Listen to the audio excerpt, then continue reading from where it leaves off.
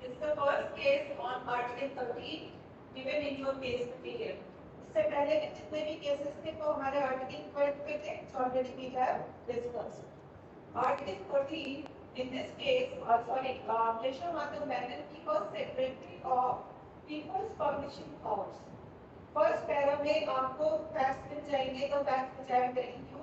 He was secretary of People's Publishing House. उसने क्या किया था? He published a pamphlet. उसने एक pamphlet publish किया रेलवे मजदूरों के खिलाफ नई साजिश.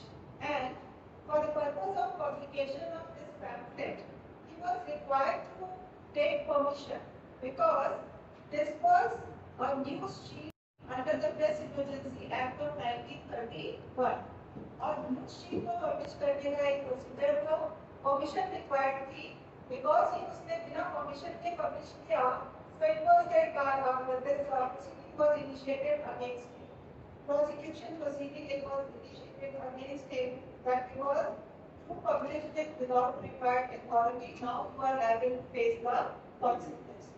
तो जब ये proceeding उसके against initiate हुई, उसके बाद proceeding चल रही थी, prosecution से पहले का केस था, कोई dispute नहीं थी चल रही थी, लेकिन in the meantime during the pendency of the case क्या हुआ? Constitution आ गया. जब Constitution आ गया तो Constitution के साथ और भी कुछ आया. Part 3 of the Constitution और Part 3 के साथ 19(1)(a) आया. जो 19(1)(a) क्या है? It gives the fundamental right for citizens. किस चीज का fundamental right? Speech and expression. एक लाइन का fundamental right है, लेकिन इसके अंदर बहुत सारी चीजें हैं. So freedom of speech and expression includes freedom to express one's belief or opinion by using publication also. यहाँ पे उसके अगेंस्ट प्रोसीडिंग क्यों इनिशिएट की थी? पब्लिकेशन की वजह से. तो अब उसका कंटेंशन क्या था कि because this is my fundamental right. If I publish this paper, this is my fundamental right, and the proceeding which has been initiated against me, that should be quashed. ये उसका contention.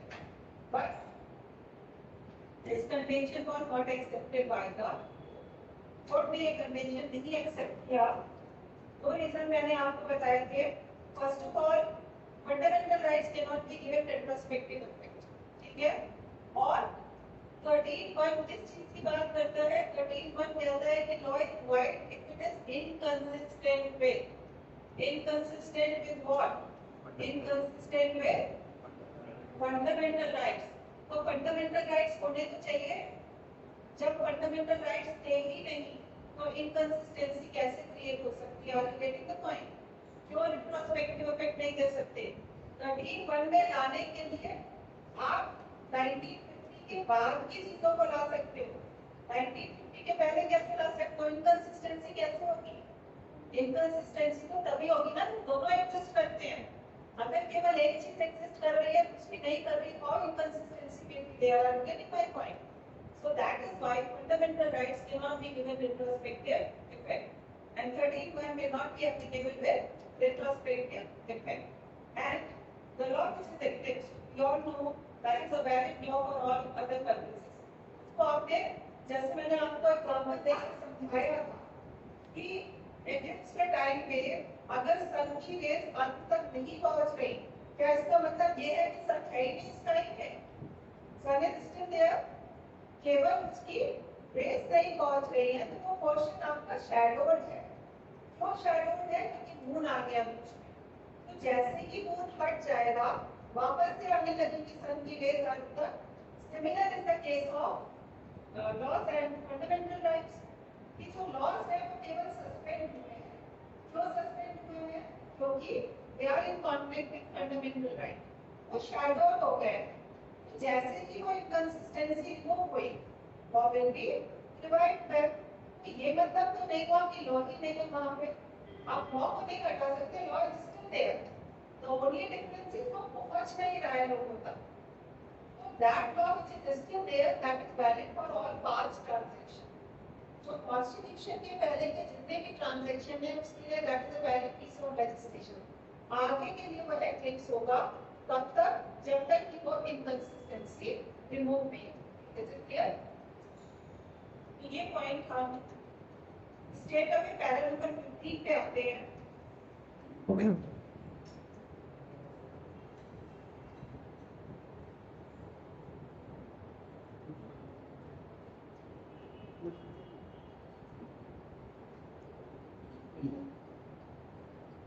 पैरा नंबर 15 में से इसका very important para you will get two lines for the purpose of writing answer in the examination. And we read two lines. It says, it will be noticed that all that this clause declares is that all existing laws, insofar as they are inconsistent with the provision of Part 3, shall the extent of such inconsistency be void. Every statute is prima facie prospective in nature unless it is expressly or by necessary implication made to have retrospective operation. There is no reason why this general rule of interpretation should not be applied for the purpose of interpreting our constitution. ये point मैंने आपको कल बताया था कि unless or until it is being written in the statute that it will be applicable with retrospective application or retrospectively नहीं applicable. All laws are applicable with prospective effect unless or until it is written. So ये general rule of interpretation हमारे constitution में भी applicable होगा. Part 3 of the constitution कहीं पे भी ये नहीं कहता है कि it will be applicable with retrospective effect. कहता है कि Part 3 नहीं कहता है तो it will be applicable with prospective effect as per general rule of interpretation. अब हम दूसरे पॉइंट पे आते हैं। झारखंड पहले छोड़ दीजिए, उसके बाद आप ब्रेक पूरा मैं नहीं पढ़ रही। Before the constitution came into force, there was no such thing as fundamental rights.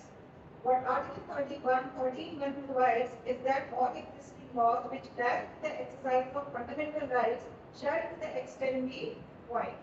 As the fundamental right became operated only on and from the date of constitution, the question of inconsistency of existing laws with those rights must necessarily arise on and from the date these rights came into. So, therefore, Article 31 can have no retrospective effect. So, this basically is the judgment on retrospective effect of fundamental right. जब आप अपने answer में article 31 को define कर रहे होंगे, then this is the first statement which you should include in your answer. While when you are writing this concept that fundamental rights have got no retrospective effect, तब ये judgement आपको जरूर से mention करनी है। उसके बाद इसी में आप आगे देखोगे, the court is saying the same thing that I'm not reading, but the exact point which I told you will get here. That the law is not wiped out from the statute law. The law is not null and void. It is not a nullity. It is not void from the very beginning because it was a valid law enacted by a legislature of competent jurisdiction. Now it is void because of inconsistency. At the time when the law was enacted, then fundamental rights were not there. So now because this inconsistency has been created, law is void but not void ab initio. The theoretical evidence will be the void ab initio means null and void. Void ab initio means void from the very beginning. How this law can be void from the very beginning? Because void है कि नहीं है, आप कैसे decide करोगे? It has to be decided on the basis of competence of the legislature. आपने constituent में पढ़ा है. Validity कैसे decide होगी? Competence के basis पे. So if a law is being enacted by a legislature of competent jurisdiction, within its jurisdiction, within the list, for example, अगर parliament ने बनाया है, किस पे बनाया है, स्टेट ने बनाया है, स्टेट किस पे बनाया है, it is very much a valid law. हम उसको void from the very beginning नहीं कह सकते. It has become void because of the inconsistency. और inconsistency तो बाद में आया, constitution आया. The law is not void from the very beginning. The law is not null and void. It is simply void. That means its applicability remains suspended till the time the inconsistency is being removed. But the law is very much valid. It remains very much there on the statute book, and it is very much applicable to all past transactions. So the Keshav Madhav amendment है, इनको कोई fundamental right 19(1) के अंदर में नहीं है, जिसके basis पे ये अपना previous case को quash करा पाए, because वो retrospectively इसको applicable नहीं कर सकते. उन्होंने जो offense किया था constitution से पहले किया, Act के अंदर भी किया था, तो that proceeding is still valid, which has been initiated before commencement of the constitution, and he cannot be given any benefit of this particular Is it clear for all of you?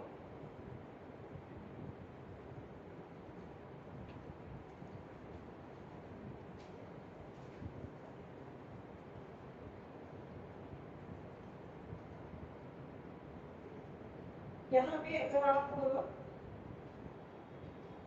Past की deadlines देखोगे, past की deadlines आप भी कर लेना, दोबारा नहीं mark करवाऊंगी। यहाँ से मार्क करना आप,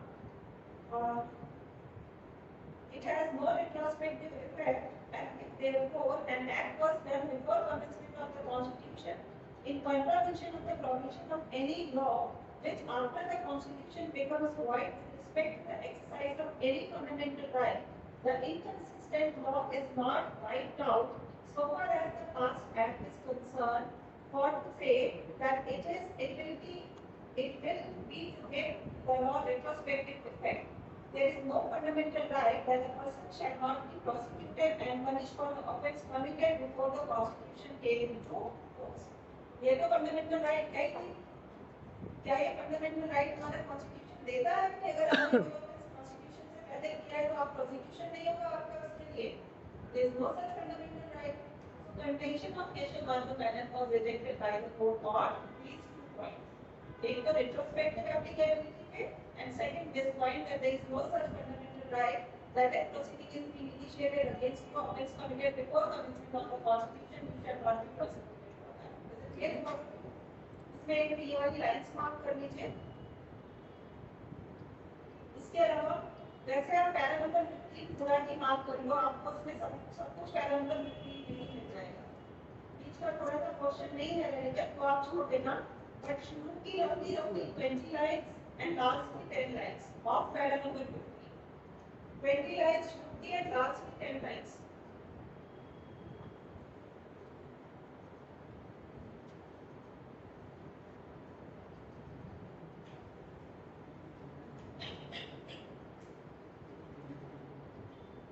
So I hope it's clear for all of you. Any doubt? Let us proceed with the other case. Gujarat Computer Mill का केस हम बाद में करेंगे, because Gujarat Computer Mill is a case on post constitutional laws. ये 13(2) का case है।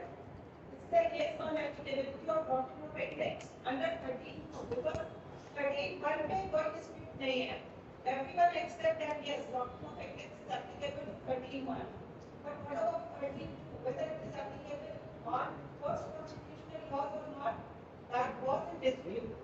Initially the court was of the opinion कि नहीं, तो ethics है तो 13(1) पे applicable है, 13(2) पे नहीं applicable होगा। 13(2) का law is void from the very beginning, that cannot be revised. This was the interpretation. But this is a case, and this is a very very important case in which it was held by the court that doctrine of ethics will be applicable to the post constitutional laws also. जैसा कि मैंने कल आपको बताया था, अगर तो citizen के लिए void है, नॉन सिटीजन्स पे तो कभी भी एप्लीकेबल था ना, तो अगर नॉन सिटीजन्स पे एप्लीकेबल था इसका क्या मतलब हुआ? वाइप आउट नहीं हुआ, it is still there, but can you find? So this was the interpretation in Gujarat American case, जो कि हम नेक्स्ट क्लास में करेंगे। आज हम ये बड़ा जजमेंट नहीं ले पाएंगे, another small judgment I am taking that because in Narayan versus the state of MP, because in Narayan versus the state of MP मैंने कल आपको बताया था the same judgment for the purpose of writing answer in the examination, you can incorporate a para from this particular judgment. This is a case where the petitioners, they were carrying on business of the state carriage. The state carriage का business चला रहे थे, they were operator of the state carriage business for a number of years. Considerable number of times they were doing this particular business, and उसके बाद notification आया government का, and that notification was to take over the transport from these private transports. Monopoly किसने create कर दी? State ने create कर दी, and जो Motor Vehicles Act 1939 था, Motor Vehicles Act 1939 it was amended. ये amend किया गया by the Act of 1947, और इस amendment act ने बड़े सारी powers they the state. this Amendment Act gave a lot of power to regulate the fare and to regulate the entire motor transport business. तो अब जब स्टेट ने monopoly create कर ली इस मोटर ट्रांसपोर्ट बिजनेस में तो उसके कॉन्सिक्वेंसेस क्या हुए कि पिटिशनर जैसे बड़े सारे लोग who were dependent on this motor transport business for the purpose of earning their livelihood उसका सडनली बेरोजगार हो गए क्योंकि बिजनेस को स्टेट ने टेक ओवर कर लिया अब ये लाइवलीहुड कौन से करेंगे तो they challenged the validity after commencement of the constitution 1947 से लेके 39 से तो वैलिड था 47 में अमेंडमेंट हुआ 47 से 50 तक की तो वैलिड लेकिन 1950 में कॉन्स्टिट्यूशन आ गया जब कॉन्स्टिट्यूशन आया तो फंडामेंटल राइट्स के चैप्टर में 19(1)G आया अब 19(1)G gives the fundamental right every citizen of this country to carry on any trade operation or business and that right can be restricted or regulated only in general public interest under Article 90 subclause 6 तो उसके basis पे para number 6 में अगर आप देखोगे you will find that validity of this particular amendment was challenged. अब जो 96 है अगर आप उसकी लैंग्वेज पढ़ोगे तो पहले था बोलने के अंदर आप पढ़ो इसको nothing in subclause G of said clause shall affect the operation of any existing law insofar as it imposes or prevents the state from making any law imposing in the interest of general public reasonable restriction on the exercise of the right conferred by the said subclause and in partial particular nothing in the said subclause shall affect the operation of any existing law insofar as it prescribes or empowers any authority to prescribe or prevent the state from making any law prescribing or empowering any authority to prescribe provision or technical qualification. Second part हमारे लिए relevant नहीं है. First part क्या कहता है कि reasonable restrictions arise as a state in the interest of general public.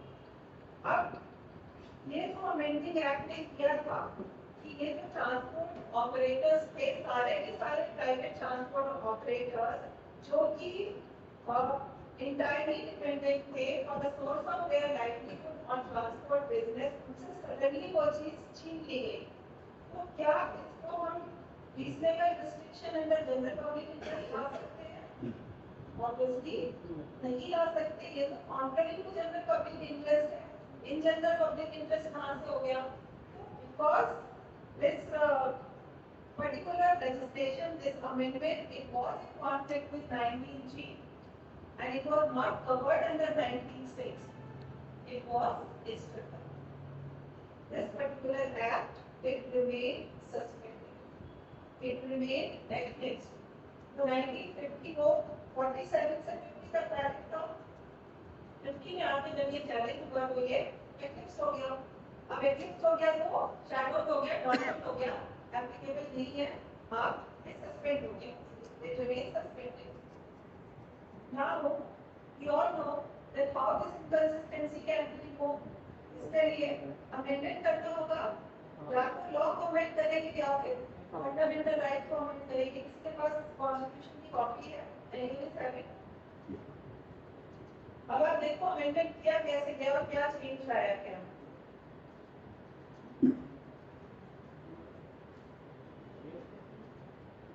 For the purpose of making this law valid and for the purpose of removing this inconsistency, amendment was made in fundamental right.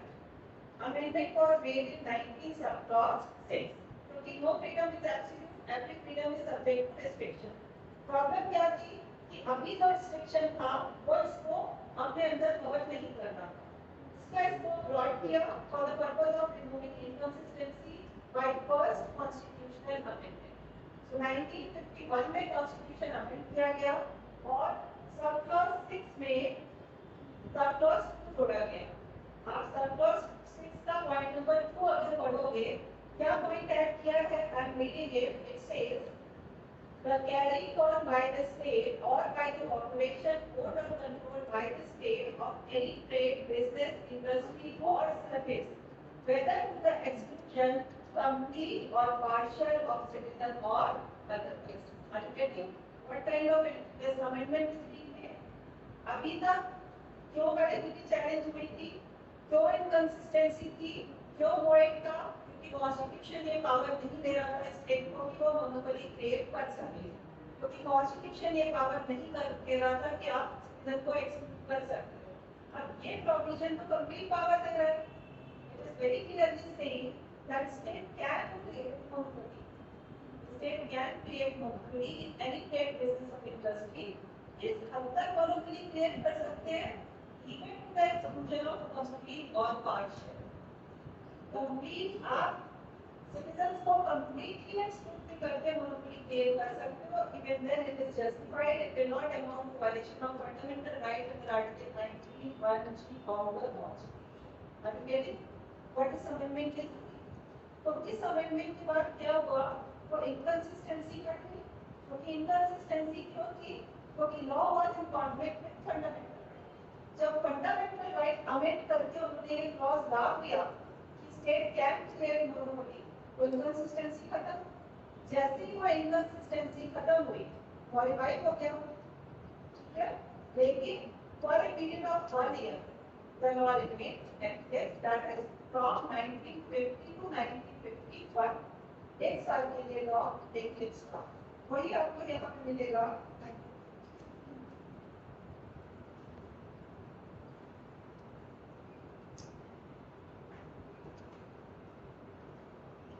Para number 9 में अगर आप देखोगे, para number 9 में question आता है कोई किया है लोकेशन मतलब मैंने को लेकर करके अचीव ने फिर एक साथ किया हुआ सेकंड टाइम जॉब एप्लीकेशन मतलब मैंने रेफर किया गया है वीडियो का पहला तो what is saying that the law becomes void not in toto or for all purposes or for all times for all persons but only to the extent of inconsistency. That is to say, the extent became inconsistent in the provision of Part 3 confers the fundamental rights to the citizen. It does not become void independently. तो यहाँ पे contention पिछले का क्या था? पिछले का contention ये था कि law is void है, तो आप इसको डिवाइड नहीं कर सकते। तो कोर्ट उसी को आंसर करते हुए केशव माधव मेनन को रेफर कर देंगे कि ये void altogether नहीं है। void to the extent of inconsistency. मैंने इसको आपको 13 and 13 पढ़ाया था। I told you specifically that to the extent is very important word they used in both the provisions. 31 में to the extent है, 32 में to the extent है, उससे आपका intention of the framework of the constitution is very clear. वो ये नहीं चाहते थे कि पूरा का पूरा law आप void करो। क्या void होगा? Only that portion. To the extent of inconsistency. जितना conflict है केवल उतना ही void होगा। यहाँ पे हमारी doctrine of severability आपने मैंने आप सबको बताई थी, कोर्ट अप्लाई करेगा। नहीं पॉसिबल होगा कि पूरा लॉ को स्ट्रिक्ट करे, नॉर्मली केवल वो क्वेश्चन को स्ट्रिक्ट डाउन करेगा, वो भी तब तक जब तक इनकंसिस्टेंसी नहीं होगी। So this is what the court is making this point clear, and the court is saying that the law remained fixed for a period of 1 year, but it was not void ab initio. The moment that inconsistency was removed, the law got revived. उसके बाद वो valid हो गया, and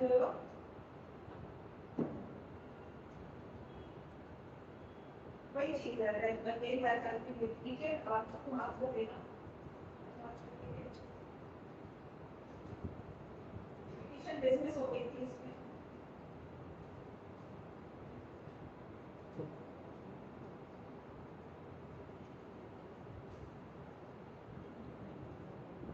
ठीक है this is the only point कोई नया point इसमें नहीं आया है थोड़ा सा आप ध्यान पे देख सकते हो पैरा नंबर 9 नेक्स्ट पेज पे पैरा खत्म हो रहा है उससे पहले भी अपनी 10 से 15 लाइन वो आप माफ कर लेना साथ के साथ जहाँ से माफ करो आप all laws existing or future which are inconsistent with the provisions of Part 3 of our Constitution are by the express provision of Article 14 rendered void to the extent of such inconsistency. Such laws were not read for all purposes. They existed for the purpose of pre-constitutional rights and liabilities, and they remain operating even after the constitution as against non-citizen. It is only against the citizen that they remain government and बस उसके आगे जो भी कहेंगे आप बात करेंगे बाकी आप छोड़ सकते हो ये एक्सप्लेनेशन जो है ना कि law is not dead for all purposes it simply remains government and the moment that inconsistency is being removed it will rewind back ये basic concept है doctrine of ethics का many times in your examination the question is asked on this law of ethics question नहीं आता तो mind आ सकता है doctor पे आएगा तो नॉर्मली टेक मानकर ही आएगा आप एक बार क्वेश्चन पेपर देख लेना बट अगर ये क्वेश्चन आता है इस तरह का डॉक्टर ऑफ एथिक्स पे तो केशव माधव मैनन तो लिखोगे आप उसके साथ साथ आप लक्ष्मी नारायण लिखोगे रिगार्डिंग प्री कॉन्स्टिट्यूशनल पोजीशन और जब पोस्ट कॉन्स्टिट्यूशनल लिखोगे तब आपके तीन केसेस आप लिखोगे तो हम डिस्कस करेंगे कंप्यूटर में आप दीक्षण का केस लिखोगे महेंद्र सिंह का केस लिखोगे एंड उसका Gujarat Amrita These are the three cases, and एक और case है सुंदर रमैया. सुंदर Ramaiah is very important case on this particular point. When सुंदर Ramaiah is on the point कि आप जब void की बात करते हो void का क्या मतलब है? And in सुंदर Ramaiah court said that void means that the law is beyond the competence of the legislature. The law will not become void because it is violating any of the constitutional limitation. Constitutional limitation is there Article 30. So law will not be void if it is violating the constitutional limitation. Then it will be inconsistent. It will be void. It will be null and void. It will be void and be issued only if it is beyond the competence of the legislature. Sundar Ramayya is a very important case. Court ने follow किया है गुजरात अमृता के case में. ये चार cases आप जरूर से लिखेंगे. अगर आपको पोस्ट कॉन्स्टिट्यूशनल लॉज पे आता है question then you have to write Deepchand versus State of UP which I will be discussing Mahendra Lal Jaini versus State of UP again which I will be discussing Sundar Ramayya and this State of Gujarat versus Andhra Pradesh ठीक है तो in total आपके 6 minimum cases होते हैं 13(1) के अंदर में 2 cases Keshav Madhav Menen and Bikaji Narayan and 13(2) के अंदर में 4 cases These are the minimum cases which you are supposed to write when you are writing your answer. बाकी आप additional जितने भी ऐड करना चाहते हैं this is the I always tell our students of my class that case material की जो cases हैं must incorporate in your answer when you are writing your answer. इसके अलावा reference case आपका जितना मर्जी आप ऐड करना चाहो कर दो but minimum cases case material के अंदर के जरूर से आपको mention करने हैं.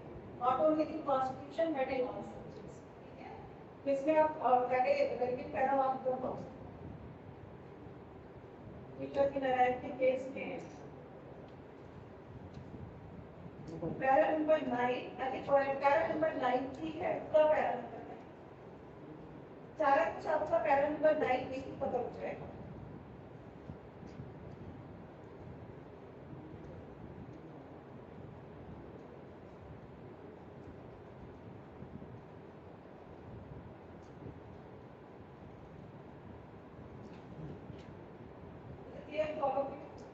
Any doubt regarding this?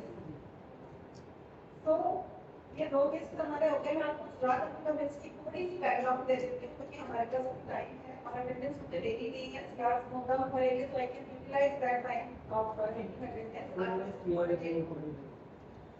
Yes, anyone is saying something?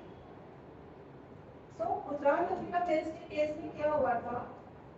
Bombay labour welfare fund act था 1953 का एंड लेबर वेलफेयर ग्रुप्स उनकी वैलिडिटी चैलेंज की गई थी और उनकी वैलिडिटी जो चैलेंज की थी वो एक कंपनी ने Gujarat Amrita mills was a company and contention of this company was that because this law is violating the fundamental rights of the citizen employees.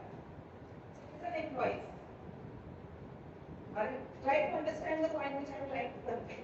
कि ये जो लॉ है इसका फंडामेंटल राइट वायलेट कर रहा है सिटीजन एम्प्लॉइज का तो ये हमारे लिए भी वाइड होना चाहिए that was there contention because Gujarat Amrita mills was a company and the fundamental right under Article 19 is available only to the citizens of this country.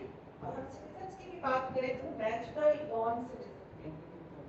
Company is a juristic personality and being a juristic personality has some of the fundamental rights, but not right under Article 19 because company is not a natural born citizen.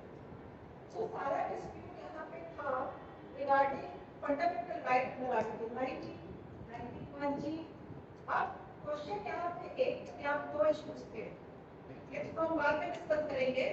पहला issue ये था कि क्या company can claim any benefit of this. ये तो वही चीज हो गई कि अगर आपका फंडामेंटल राइट वायलेट हो रहा है, मैं बोलूँ कि लॉ मेरे लिए भी वाइड होना चाहिए, because it is violating her fundamental right. So first you need to understand one basic thing regarding the fundamental rights. When fundamental rights, first of all, they do not exist in China.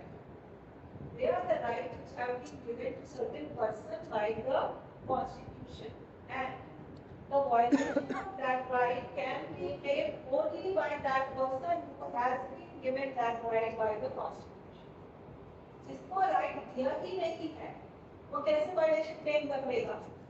There are certain rights which have been given to the minority. Minority rights हैं हमारे Constitution में. अब if a person does not belong to minority community, can we say that this law is violating the rights of minority persons? It is violating, it will be void for me also. नहीं कह सकते। वो जिसका right violate हो रहा है, केवल वो challenge करेगा, और अगर challenge करेगा तो right किसके लिए होगा? केवल उसके लिए होगा। सबके लिए तो void नहीं हो जाएगा, because जिसको right दिया है, right केवल उसी का violate। There are certain rights which have been given to the denominations, religious rights. उसका violation केवल denominations claim कर सकती है, और कोई नहीं claim कर सकता कि कोई बचाने टाइम को Similarly, अगर corporation को कोई fundamental right दिया ही नहीं, 49(b) को केवल citizens को right देता है। So how the benefit of that law, or how the benefit of this fact that it is violating the rights of the citizen, so it is void for the citizen, how this benefit can be taken by the company. So the first point the court is very clear that company is not a citizen, so company cannot take any benefit of this particular provision, that whether it is void with respect to citizen or not. पहला issue तो ये था। दूसरा issue इसमें था regarding the applicability of doctrine of index on post constitutional rights. क्योंकि मैंने आपको बताया that this is the final leading case on this particular point in which it was said by the court that optimum index is applicable even post constitutional laws. उसमें आपका सुंदर रमैया की judgement बहुत important है, क्योंकि जब वाइट की बात आती है, वाइट का क्या मतलब है? वाइट कहाँ से कितना void? Void to the extent of inconsistency, and current void will be only when it is beyond competence of the others. ये केस बड़ा केस है, अच्छा इम्पोर्टेंट केस है, इसको हम डिस्कस करेंगे नेक्स्ट क्लास में। आप लोग इस केस को पढ़ के आप लोगों को और अच्छे से समझ में केस और निकाल अच्छा सेक्शन ई है, इसको आप कह देना, आप कह देना और जी